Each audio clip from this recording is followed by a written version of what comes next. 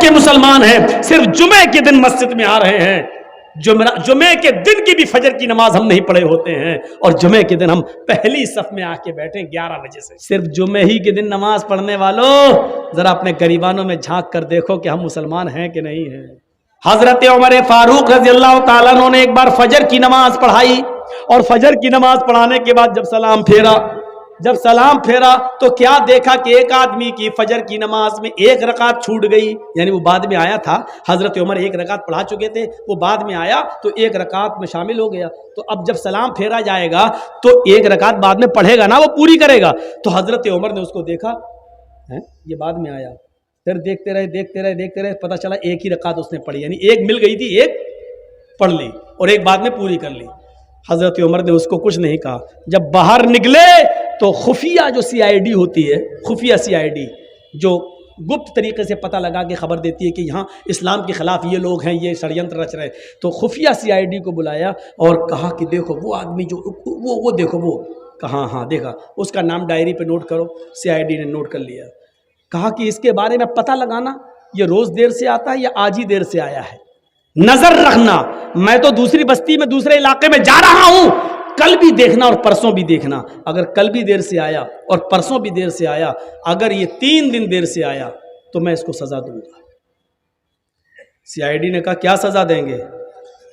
کہا میں اس کا داہنا ہاتھ کاٹ دوں گا اور بایاں پیر, یا دایاں پیر کاٹ دوں گا اور بایاں ہاتھ. ہم اس کا ایک ہاتھ کاٹیں گے اور اس کا ایک پیر کاٹ دیں گے. اگر دایاں ہاتھ کاٹیں گے تو بایاں پیر, اور بایاں ہاتھ کاٹیں گے تو دایاں پیر, اس کو خلاف سے ہم کاٹ دیں گے, ہم اس کو یہ سزا دیں گے. کہا امیر المومنین کیوں؟ کہا میں نے جناب محمد رسول اللہ کو یہ فرماتے ہوئے سنا ہے کہ منافقوں کے اوپر 2 نمازیں بڑی بھاری ہوتی ہیں, ایک عشاء کی اور ایک فجر کی. وہ عشاء کی نماز میں سستی کرتے ہیں اور فجر کی نماز میں تاخیر سے آتے ہیں. اگر یہ 2 دن اور دیر سے آیا تو میں سمجھوں گا کہ یہ منافق ہے. 3 دن اگر مسجد میں دیر سے آیا تو میں سمجھوں گا کہ منافق ہے. ایک وقت کی نماز چھوٹی تھی, وہ بھی ایک رکعت. صرف جمعے ہی کے دن نماز پڑھنے والوں ذرا اپنے گریبانوں میں جھانک کر دیکھو کہ ہم مسلمان ہیں کہ نہیں ہیں. اس کی فجر کی نماز نہیں چھوٹی تھی, ایک رکعت چھوٹی تھی. نماز تو مل گئی تھی, ایک رکعت تو ملی تھی, ایک رکعت بعد میں پوری کر لی. پیشاب پائخانے میں بھی دیر ہو سکتی ہے, سو کر اٹھنے میں بھی دیر ہو سکتی ہے. موبائل کا زمانہ نہیں تھا, الارم کا زمانہ نہیں تھا, آنکھ دیر سے بھی کھل سکتی ہے. بیچارہ سو گیا ہوگا یا جنگل میں کھیت میں لیٹرین اور پیشاب کرنے جانا پڑتا, ہو سکتا ہے کہ لیٹرین میں دیر ہو گئی ہو, بیچارے کو آنے میں کوئی بھی وجہ ہو سکتی ہے. لیکن حضرت عمر نے فوراً سزا نہیں دی, کہا ہو سکتا ہے ایسا, اس لیے آج دیر ہو گئی ہو, لیکن کل بھی دیکھنا اور پرسوں بھی دیکھنا, روز دیر تھوڑی ہوگی. اگر منافقت اس کے اندر آ گئی ہوگی تو یہ کل بھی دیر سے آئے گا اور پرسوں بھی دیر سے آئے گا, اور 3 دن دیر سے آیا تو میں اس کا ایک ہاتھ کاٹ دوں گا اور ایک پیر کاٹ دوں گا.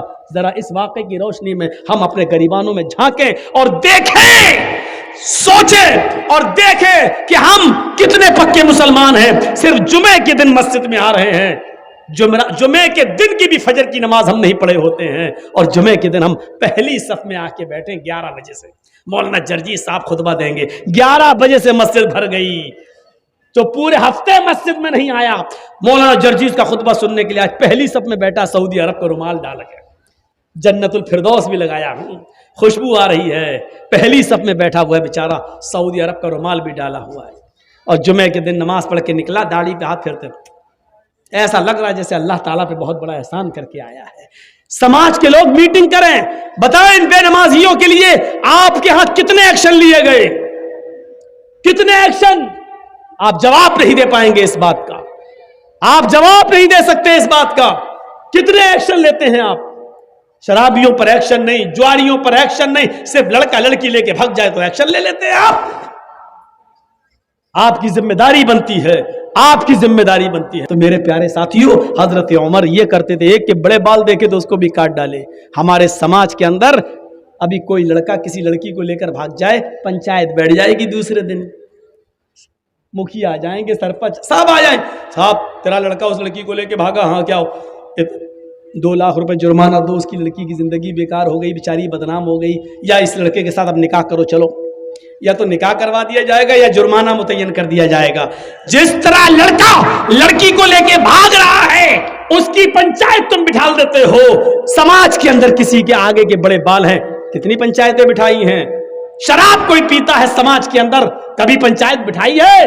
نماز نہیں پڑھتے ہیں لوگ, مسجدوں کے سامنے چائے کی ہوٹلوں پہ بیٹھے رہتے ہیں. ان پنچوں نے کبھی بیٹھ کر ان بے نمازیوں کے لیے کوئی میٹنگ کی ہے؟ نہیں میرے بھائیوں, سماج کا ایک بڑا حصہ ہے, آپ کو یہ کرنا پڑے گا, آپ کو یہ کرنا پڑے گا. میرے بھائیوں ہمیں ان چیزوں کو دیکھنا ہے, ہمیں ان چیزوں پر نظریں ڈالنا ہے. اپنے سماج میں ان عورتوں کو بھی دیکھنا ہے. بے پردگی عام ہوتی چلی جا رہی ہے, ان کے پہناوے پر بھی نظر ڈالو. اللہ کے نبی نے فرمایا نساء کاسیات عاریات ممیلات و مائلات. ایک ایسا زمانہ آ جائے گا کہ تم عورتوں کو دیکھو گے کہ بظاہر تو وہ کپڑے پہنے ہوئے ہوں گی لیکن حقیقت میں وہ کپڑے نہیں ہوں گے, وہ اندر سے برہنہ ہوں گی, اندر سے ننگی ہوں گی. دیکھ لیجیے آپ, ہاف آستین کے کپڑے پہن رہی ہیں آپ.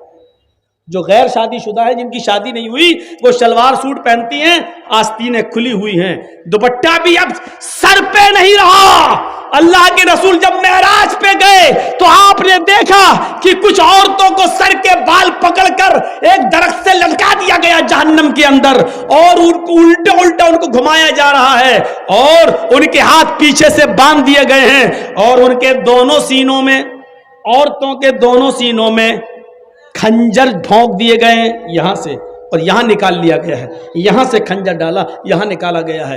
پوچھا اللہ کے نبی نے جبریل یہ کون عورتیں ہیں جن کو اتنا دردناک جہنم میں عذاب دیا جا رہا ہے, جن کے سر کے بال پکڑ کر ان کو لٹکا دیا گیا ہے اور ان کے سینوں میں کھنجر چبھو دیے گئے ہیں؟ جبریل نے فرمایا اے اللہ کے نبی یہ وہ عورتیں ہیں جو دنیا میں اپنے بال کھول کر چلا کرتی تھی, اپنے بالوں کو دوپٹے سے نہیں ڈھانکتی تھی, اپنے سر پر اوڑھنیاں نہ ڈالا کرتی تھی, اپنے سروں پر اوڑھنیاں نہیں اوڑا کرتی تھی, یہ کھلے بال لے کر چلتی تھی. بازار میں, اسکولوں میں, کالجوں میں ان کے بال کھلے رہتے تھے. اور یہ وہ عورتیں جن کے سینوں میں کھنجر ڈال دیے گئے ہیں, یہ اپنے سینوں پر اوڑھنیاں چادر نہیں ڈالتی تھی, اتنا ٹائٹ کپڑا پہنتی تھی کہ کپڑا پہننے کے باوجود ان کے سینے کا حصہ اٹھا ہوا نظر آتا تھا. غیر مرد ان کے سینے پہ نظر ڈالا کرتے تھے, آج ان کے سینوں کو چبھو دیا گیا ہے, ان کے سینوں میں کھنجر ڈال دیا گیا ہے, ان کے سینوں میں کھنجر بھونک دیا گیا ہے. ہماری ماں بہنیں یہ عذاب پہ کہیں مبتلا نہ ہوں, ان کے سر کے بال پکڑ کر ان کو لٹکایا نہ جائے, ان کے سینوں میں کہیں کھنجر نہ چبھ ہو جائیں. ان کو کہو اپنی بیٹیوں سے اسکول میں جائیں تو کم سے کم اوڑھنیاں اور ڈھیلی چادر اپنے جسموں پہ ڈال لیں. فرمایا ایک ایسا زمانہ آ جائے گا کہ عورتوں کو دیکھو گی کہ کپڑے پہننے کے باوجود ننگی ہوں گی. ممیلات و مائلات, لوگوں کی طرف مائل ہوں گی اور ان کو اپنی طرف مائل کریں گی. اتنا میک اپ کریں گی, لال رنگ کا کپڑا تو لال رنگ کی لپسٹک, بلو رنگ کا کپڑا تو بلو رنگ کی لپسٹک, ہرے رنگ کا کپڑا تو ہرے رنگ کی لپسٹک. میچنگ نہیں بگڑنی چاہیے, میچنگ نہیں بگڑنی چاہیے. یہ میک اپ اتنا کریں گی کہ نوجوانوں کو اپنی طرف کھینچیں گی اور خود نوجوانوں کی طرف کھنچ جائیں گی. لا يدخلن الجنت ولا یجدن ریحھا. یہ عورتوں کو جب دیکھو تو سمجھ لینا یہ عورتیں کبھی جنت میں داخل نہیں ہوں گی اور جنت کی خوشبو بھی نہیں پائیں گی. ایسی عورتوں پر اللہ نے جہنم واجب کر دی اور جنت کو حرام کر دیا. یہ عورتیں کبھی جنت کے اندر داخل نہیں ہوں گی. جنت میں داخلے کے لیے ڈھیلا ڈھالا کپڑا ضروری ہے, پردہ ضروری ہے. حضرت فاطمہ کا انتقال کا وقت آیا تو رو رہی تھی. کہا علی نے کیوں رو رہی ہو, ایک دن تو سب کو اس دنیا سے جانا ہے. کہا علی میرے شوہر, میری ایک وصیت ہے اس کو یاد رکھنا. بتاؤ تم میری بیوی ہی نہیں محمد رسول اللہ کی بیٹی بھی ہو, بتاؤ کیا وصیت ہے. فرمایا جب میرا انتقال ہو جائے, میری روح نکل جائے تو مجھے رات میں دفنانا, دن میں نہیں. عشاء کی نماز کے بعد اندھیرے میں میرا جنازہ لے کر قبرستان جانا, دن میں نہیں. حضرت علی نے کہا یہ تم نے ایک نئی مصیبت میرے اوپر ڈال دی. مان لو فجر کے بعد اگر تمہارا انتقال ہو جاتا ہے تو ظہر کے بعد دفن کیا جائے گا, ظہر میں انتقال ہوتا ہے تو عصر میں, اب فجر کے بعد اگر انتقال ہو جائے تب بھی ہم عشاء کے بعد تمہیں دفنائیں, یہ کہاں کی عقل مندی ہے. فرمایا اے علی، اے میرے شوہر، میرے اوپر یہ احسان کرنا جو میں آپ سے کہہ رہی ہوں، میرے جنازے کو رات کی تاریکی میں لے جانا، میرے جنازے کو رات کے اندھیرے میں اٹھانا۔ پوچھا ایسا کیوں کہہ رہی ہو؟ کہتی ہے کہ میں ایسا اس لیے کہہ رہی ہوں کیونکہ میں یہ نہیں چاہتی کہ میرے مردہ جسم پر پڑے ہوئے کفن پر بھی کسی غیر مرد کی نظر پڑے، میرے مردہ جسم پر پڑے ہوئے کفن پر بھی کسی غیر مرد کی نظر پڑے۔ میں چاہتی ہوں کہ میرا جنازہ جب اٹھے تو میرے کفن کو بھی کوئی نہ دیکھے، میری شکل صورت تو بہت دور کی بات ہے۔ حضرت فاطمہ کی یہ نصیحت تھپڑ مار رہی ہے آج ہماری بیٹیوں اور ہماری بیویوں کے منہ پر، ہماری عورتوں کے منہ پر۔ غور کریں، مرنے کے بعد کوئی نکاح نہیں کر سکتا ہے، مرنے کے بعد کوئی کسی سے دلچسپی نہیں رکھتا ہے، کتنی خوبصورت لڑکی کیوں نہ زمین پہ پڑی ہو، اگر مر گئی تو اس کی طرف کوئی انٹرسٹ نہیں لیتا ہے۔ لیکن حضرت فاطمہ کیا کہہ رہی ہیں کہ میرے انتقال کے بعد میرے مرے ہوئے جسم پر پڑے ہوئے کفن پر بھی کسی غیر مرد کی نظر نہ پڑے۔ ایک طرف اس پردے کو دیکھیے اور ایک طرف ہمارا سماج، ہماری سوسائٹی، اور اس سوسائٹی میں گھومنے والی آوارہ گائیں، آوارہ بھیڑوں کو دیکھیے۔ آج مجھے کہنا پڑ رہا، آوارہ گائیں، آوارہ بھینسیں، آوارہ بکریاں، آوارہ بھیڑیں، ان کو کہنا پڑ رہا ہے۔ آپ یہ مت کہیے کہ مولانا جرجیس مثال غلط دے رہے ہیں، ضرورت پڑنے پر قرآن نے بھی چوپایوں کی مثال دی ہے۔ اولئک کالانعام بل ھم اضل، یہ چوپایوں کی طرح ہیں بلکہ ان سے بھی زیادہ گئے گزرے۔